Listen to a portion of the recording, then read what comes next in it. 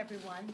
This morning, we went to the White House for a follow-up meeting with the President, follow-up to a meeting we had a few weeks ago, where we agreed on a dollar figure, where we agreed on the percentage of 80-20 in terms of responsibility, and we discussed some priorities about infrastructure. It was agreed at that time that we would return today to talk about how we would cover the cost of such a proposal. Last night, in time in between, the President was making some sounds that we questioned how serious he could be if he was saying what he was saying, and last night he put forth a letter saying that unless we passed the U.S., Mexico, Canada free trade agreement, there was no reason for us to, we couldn't go forward with infrastructure.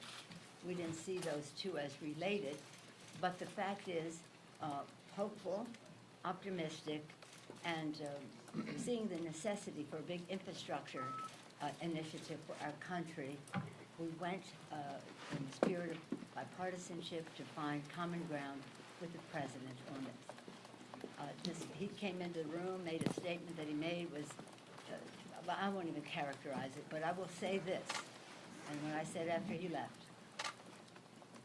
Thomas Jefferson, when he was President of the United States, tasked his Secretary of the Treasury, Gallatin, to put forth an infrastructure proposal for the initiative for the country.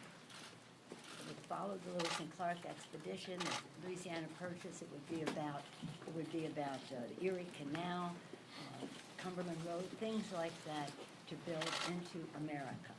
100 years later,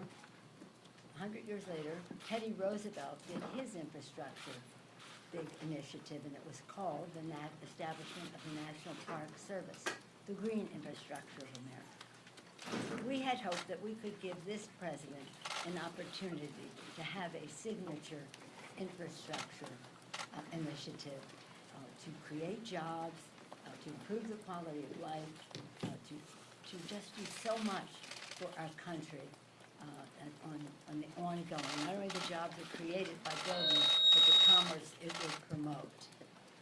And that included roads and bridges and mass transit,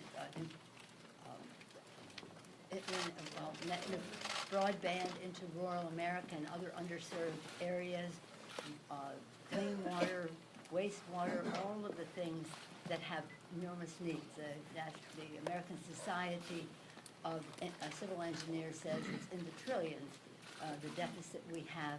We're talking about a couple $2 billion.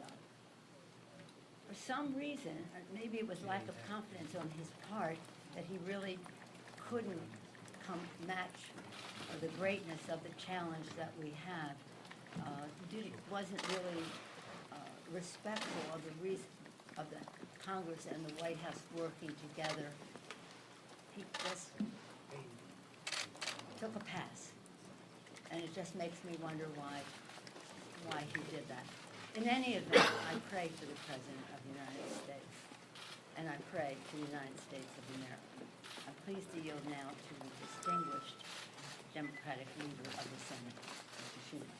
Well, thank you, Speaker Pelosi, and to watch what happened in the White House would make your jaw drop. We Democrats believe in infrastructure. We believe our roads and bridges need repair. We believe that rural America, as well as inner city America, needs broadband. We believe that to bring clean, new energy around the country, we need a power grid, modernized and updated. We believe in modernizing our transportation fleet with electric cars. We believe in all these things. And so, despite signals in the previous few weeks that he might not be serious, we went forward. We came here very seriously. The President asked in his letter last night, where would Democrats spend the money on infrastructure? I was prepared to give him a 35-page plan detailing this in all the areas I mentioned and more that had the broad support of Senate and House Democrats. We were interested, we are interested in doing infrastructure. It's clear the President isn't. He is looking for every excuse, whether it was let's do trade first, or whether it was he's not going to pay for any funding, or whether today that there are investigations going on. Hello? There were investigations going on 3 weeks ago when we met. And he still met with us. But now that he was forced to actually say how he'd pay for it, he had to run away. And he came up with this pre-planned excuse. And one final point. It's clear that this was not a spontaneous move on the president's part. It was planned. When we got in the room, the curtains were closed. The president, there was a place for him at the front so he could stand and attempt to tell us why he wouldn't do infrastructure. And of course, then he went to the Rose Garden with prepared signs that had been printed up long before our meeting. We want the president to do infrastructure. We want our Congress to perform its constitutional responsibilities and create jobs, create income, create wealth for the average American. We can do both. It's clear the president doesn't want to do any of that. I just would add this one thing, that we had a very distinguished delegation to the Congress, very powerful House and Senate. As you can see, distinguished leader on the Appropriations Committee, Congress Senator Patty Murray, Mr. Carper, the ranking member on the Committee of Jurisdiction that oversees some of what we're talking about here, Richie Neal, the chair of the Ways and Means Committee in the House, our distinguished Democratic leader in the House, Steny Hoyer.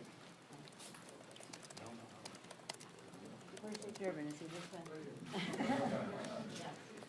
The Senate Whip, or we call it Assistant Leader, whatever the title is in the Senate.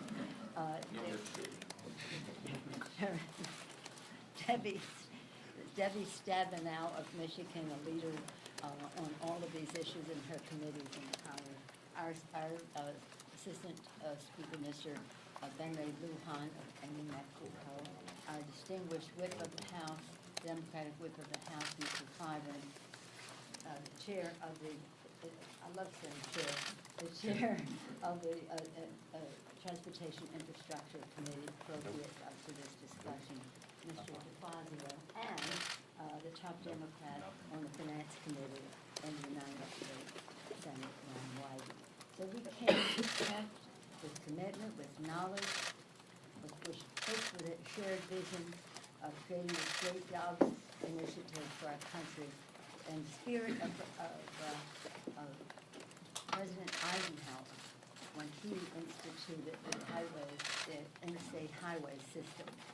It was important for jobs and mobility. It was a national security initiative, and it was bipartisan. Lyndon Johnson and Sam Rayburn in the House and Senate, the President of the United States, Dwight Eisenhower. We had hoped that we could do something comparable.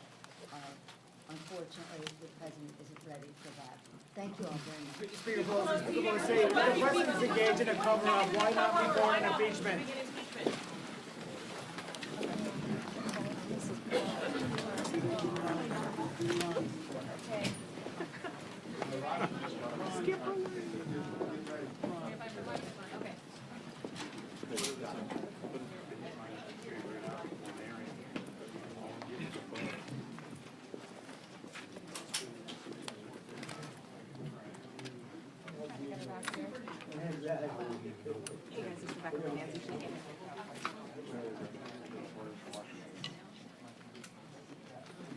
The only one.